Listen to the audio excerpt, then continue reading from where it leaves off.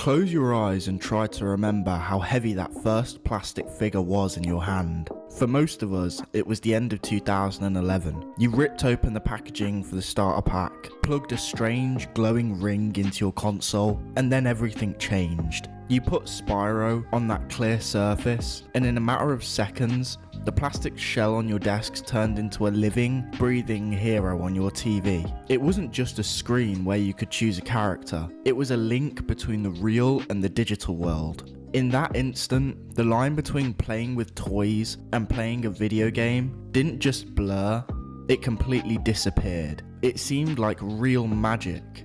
This was the start of the Toys to Life trend, which would eventually take over toy stores and living rooms all over the world. But when we look back on things, we have to ask the hard questions. Was Skylanders a stroke of pure creative genius that tapped into the basic pleasure of collecting? Or was it the best cash machine ever? A perfectly designed lesson in psychological marketing? Today we're going back through the portal of power to find out the truth.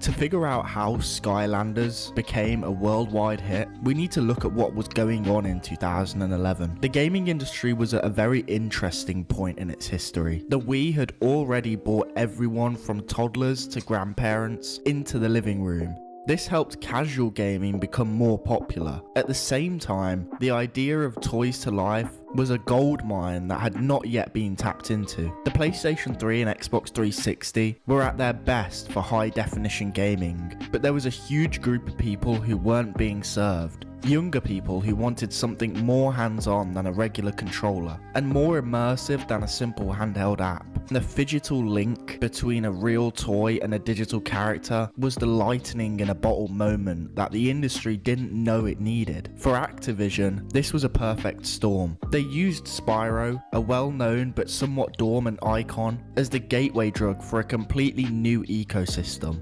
In 2011, children were already engrossed in collecting action figures and trading cards. Skylanders merely provided those collections with a practical use.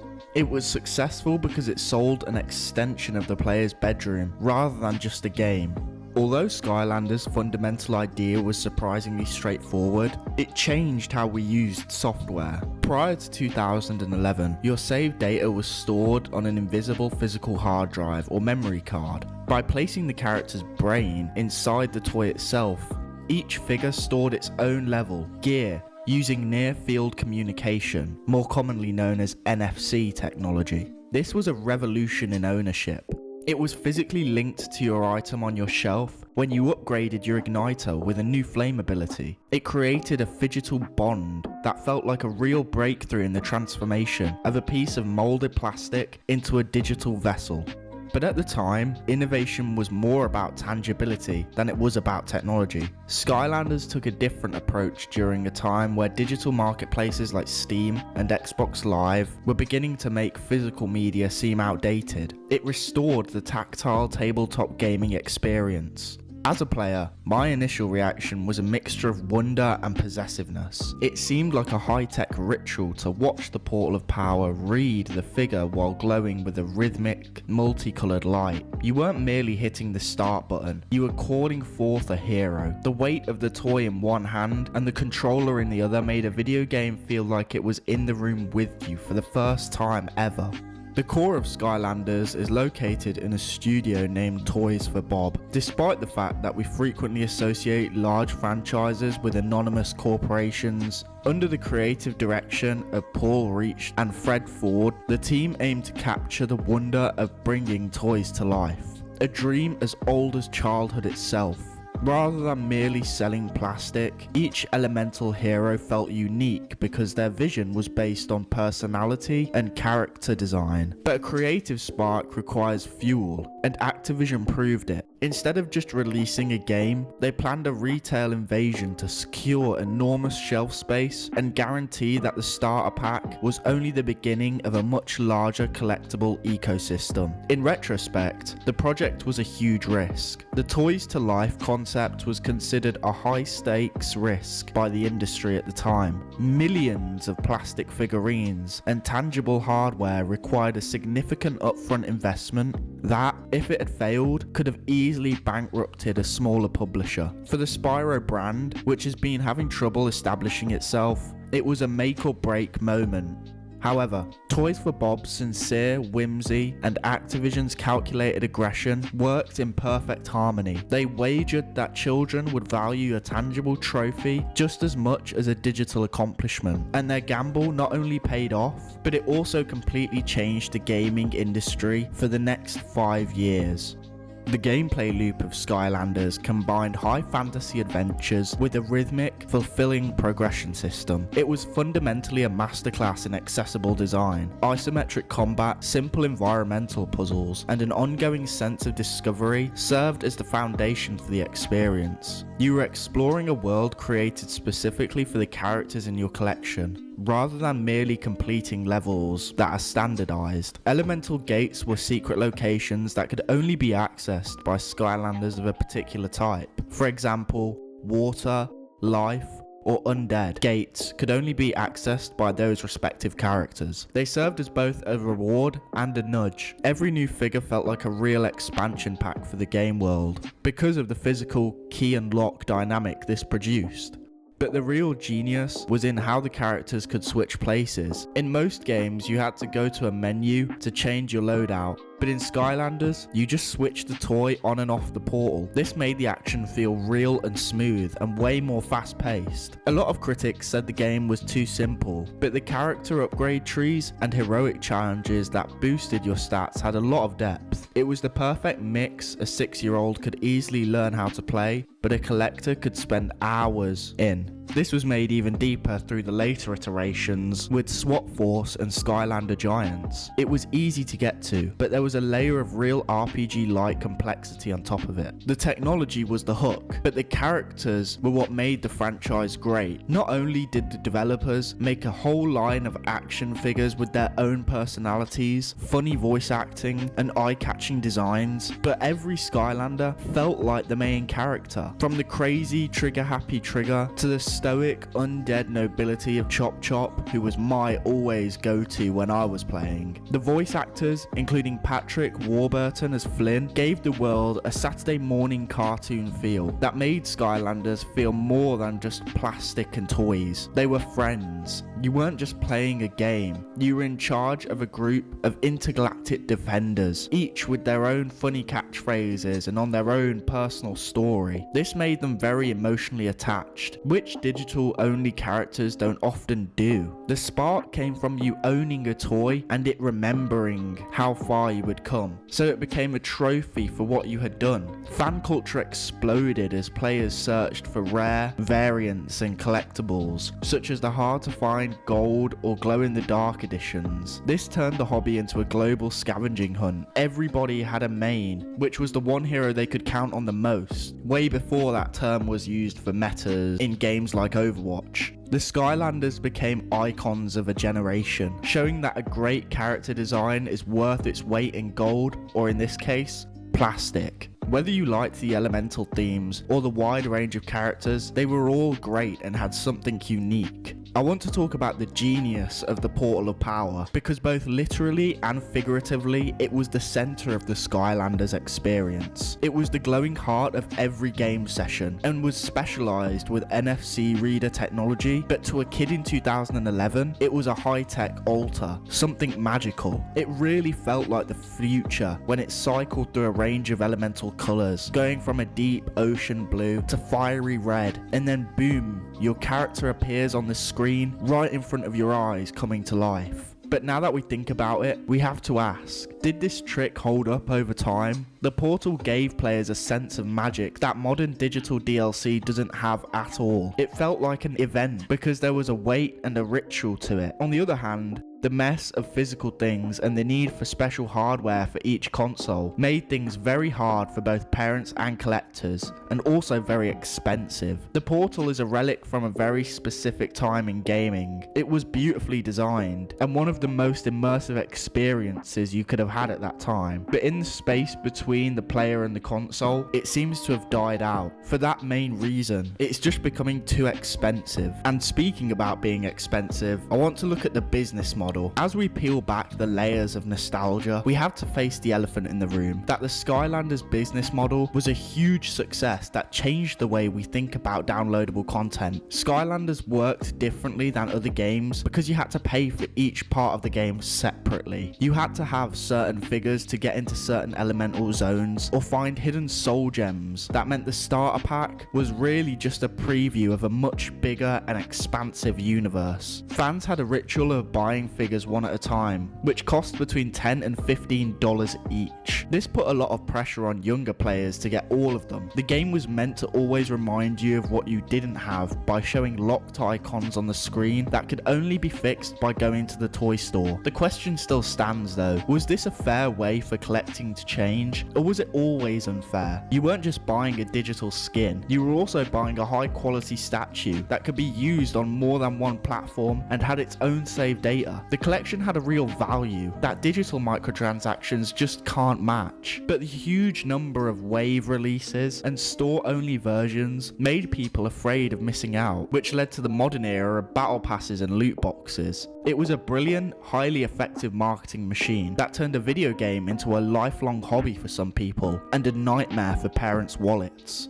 What began as a simple toy-to-life trick quickly turned into a huge cultural obsession. It wasn't just about playing the game to build a Skylanders collection, it was also about the thrill and the hunt of finding them. On Saturday mornings, stores like Toys R Us turned into battlefields as kids and adult collectors raced to find the newest shipments of Skylanders. Activision played into the gotta have them all mindset by adding rarer variants that felt like winning the lottery. You had the regular figures, but there were also the hard to find chase variants, like the chrome, glow in the dark and translucent versions that were never shown on the back of the box. These weren't just toys anymore, they were status symbols in the community. This led to a secondary market where some plastic pieces could sell for hundreds of dollars. This craze made a unique connection between two very different groups of people. The little kids who just wanted to play as a cool dragon, and the hardcore collectors who wouldn't even open the packaging. The elemental logic drove the child's obsession. For the collector, it was about the need to complete the collection and the status that came with owning the first editions. This fever pitch turned the franchise from a hit game into a brand for living. It tapped into the basic human need to sort and own things, making every bedroom shelf a personal museum of Skylanders. At its peak, the collection wasn't just part of the game for a lot of people, it was the game. In the gaming business, bigger and better sequels are usually the key to success. Skylanders took that idea to the extreme after Spyro's adventure. Activision and their rotating team of developers, which included Vicarious Visions, started a never-ending cycle of new ideas every year. This culminated in the release of Skylander Giants, which had huge characters that were much bigger than the original cast. Then following that, we got the amazing Swap Force, which was my first experience of Skylanders. This let players mix and match the top and bottom halves of 16 different heroes to make more than 250 combinations. Every year there was a new hook. In Superchargers, the racing spin-off, you could race custom cars, and in Imaginators, you could make your own heroes from scratch. It was a creative goldmine on paper that kept the Toys to Life formula fresh. But this fast growth made people feel tired of the franchise, and there was no way to ignore it. Every new game needed a new portal or special set of figures to get into the core mechanics, which made it harder and more expensive to get into for fans. Fans started to feel like the pressure not just from the toys on their shelves, but also from the money they had to spend to keep up with the latest versions of Skylanders was adding up. It felt like a long and hard marathon instead of a magical revolution like when the first game released. The mechanical improvements were often very good, but the market got too full of plastic every year, and both fans and retailers started to wonder if the series was getting better or just bigger. In 2013, Skylanders made an unbelievable $3 billion in sales, and it was only a matter of time before the big players in the entertainment industry wanted a piece of that phygital pie as well. Disney Infinity was the first big competition. It seemed like Disney had to do it with all of their huge franchises and famous characters, from Pixar, Marvel, and eventually Star Wars. Skylanders focused on new heroes, while Disney used emotional connections with their already existing brands. The LEGO group didn't want to be left out either, so they came out with LEGO Dimensions. The cool thing about it was that you had to build the toys to life with real bricks, and arguably I think this is the best execution of the toys to life trend, but that might be just because I'm a fan of LEGO themselves, so seeing a LEGO toys to life game is really cool for me. Nintendo also joined with the Amiibos, but they chose a more decentralized strategy, allowing their figures to work with multiple games instead of just one. These rival entries marked the beginning of the real toys to life boom, but it also altered the genre's essence. It was now a battle of the brands, but Skylanders had been the trailblazer, the Wild West where anything was possible. By demonstrating that tangible goods could function as an advanced type of on-disc DLC, this era had an impact on the entire industry. It compelled developers to consider how tangible items, such as LEGO's building mechanics or Disney's inventive toy box mode, could genuinely improve gameplay. The toy aisle became the most competitive area for the gaming industry for a few years, as every major publisher searched for a way to place plastic figures and glowing bases on as many shelves as possible. By 2016, the portal of power's bright shining light was beginning to waver. Once a revolutionary magic moment, it had become a financial and logistical burden for Activision. Oversaturation was the main offender. By the time you had completed gathering all the giants, the SWAT force had already arrived, due to Activision's insistence on unrelenting yearly release cycles. Store aisles were physically clogged with unsold inventory. The market turned into a plastic graveyard, and the novelty that had sustained the franchise for 5 years vanished. Once enthralled with the phygital idea, parents were now worn out by the high cost barrier. You weren't just spending $60 to see everything in a game, you were potentially committing to hundreds of dollars in plastic keys and characters. Gaming trends were changing outside of the budget. The emergence of live service behemoths like Fortnite and Roblox gave Skylanders access to limitless free-to-play content that didn't require a trip to the toy store or a shelf on the bedroom. Children transitioned to virtual playgrounds where skins were instantaneous and didn't require floor space. Not only did the Toys to Life bubble leak, but its own ambition caused it to burst. The writing was on the wall by the time the Imaginators debuted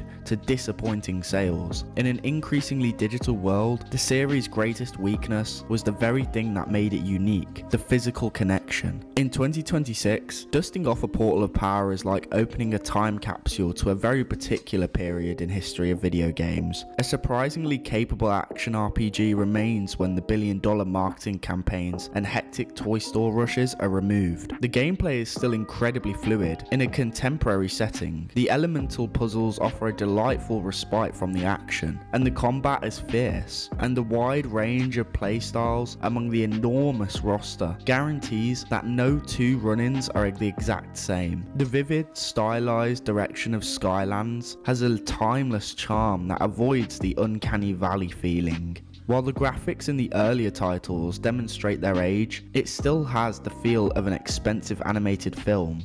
Obviously, playing in the present day is not the same as playing in the past. The physical act of switching toys can feel a little less magical and more like a chore. There isn't the hype of a new wave of figures hitting shelves. But now, playing Skylanders has a newfound purity. You're simply taking pleasure in a skillfully designed adventure, rather than chasing the next variant of Skylander or worrying about the next $100 investment. The fun has actually grown up for a lot of people. It's now about appreciating the creative risk Toys for Bob took, rather than the gotta catch 'em all anxiety. The core loop of Skylanders demonstrates that the game design doesn't require a gimmick to stick around, regardless of whether you're a returning fan or a novice looking for a deal at a garage sale. I also think the game now is way more accessible than ever before. As all the hype has died down, you can get characters for like a few dollars, and some even do large collections of bulk buys, so you haven't got to worry about about accessing all the gates, because Skylanders now is more affordable than ever. So if you are interested, I would still recommend checking it out. A lot of critics rushed to call Skylanders a cash grab, but they missed the real art and heart that went right into every level. The franchise had a level of charm and creativity that few modern AAA games can match. The world building was full of strange stories, and the character designs were often great examples of how to use silhouettes and personality. It wasn't just content, it was a carefully planned experience where the music, voice acting, and the way the story was told through the environment all worked together to make the Skylands feel like a real place you just wanted to live in. Toys for Bob didn't just make a store, they made a whole world that respected the imagination of their customers. This shows that the kid-friendly doesn't always mean dumbed down, but its dedication to local co-op may have been the best secret strength Skylanders had. It was a great way for people to play together in the same room at the same time. Couch co-op was quickly being replaced with online-only multiplayer at the time.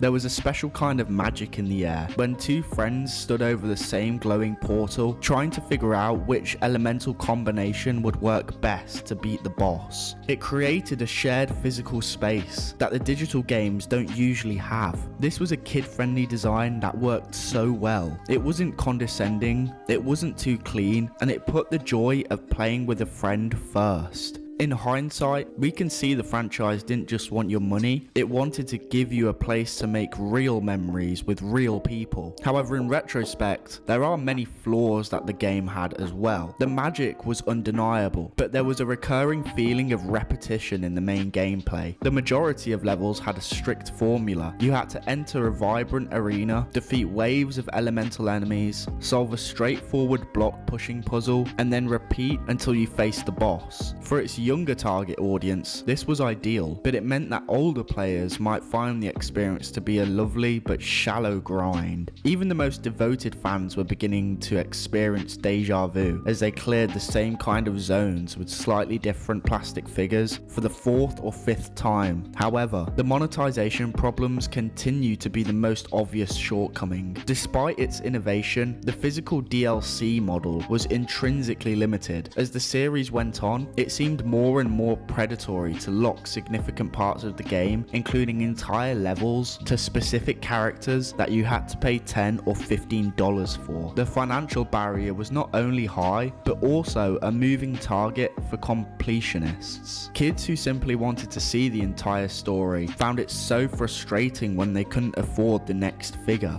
In actuality, you were frequently paying more for access to content that was already on the disc. Despite the figure's excellent production quality, in hindsight, Skylanders was a forerunner of the current game as a service that we're seeing so often today. Skylanders was more than just a collection of games. It served as the perfect soundtrack for a particular stage of childhood. For me, the ritual was more important than achieving the high scores or defeating chaos for the 10th time. I recall the distinct static electric hum of the portal opening up, identifying a new hero, as well as the weight of the figures in my backpack on the way to a friend's house. My own collection began modestly and never really went past 6 or 7 figures, but despite that, I still had so much fun with the game. Being a part of the fleeting, lightning in a bottle moment when toys and technology were perfectly synchronized was part of growing up with Skylanders. Digital downloads simply cannot match the sense of ownership it provided. The glow of the TV in a dark room and the sincere excitement of seeing the new heroes discovered message flash across the screen are two very specific memories that still come back to me when I see a stray trigger happy or stealth elf in the flea market. It served as a reminder that magic doesn't always need to be difficult. It can occasionally be as easy as setting a toy on a glowing ring and seeing the world appear before your eyes. We learned the delight of collecting, the excitement of exploration, and the straightforward magic of bringing toys to life. So as we shut down the portal of power for the last time, I want to ask you guys, what was your magic moment? If you joined the hunt during the SWAT Force or Trap Team eras, or if you were there in 2011. Perhaps it was the excitement of finally discovering that one rare variant you had been searching for months. Or maybe it was the first time you saw your favourite character appear on screen. For many of us, these were the moments that stayed with us for the rest of our lives. They served as our initial introduction to the world of role-playing games and collecting. They stood for Saturday mornings spent with friends and the straightforward tactile delight of a hero perched on your desk right next to your controller. Please share your stories in the comment section below. I want to know who your main character was that you were always using in Skylanders. And if you enjoyed this video, it would mean a lot if you could drop a like and subscribe and check out these videos on screen now. With all that being said, thank you for watching, and I'll see you in the next video.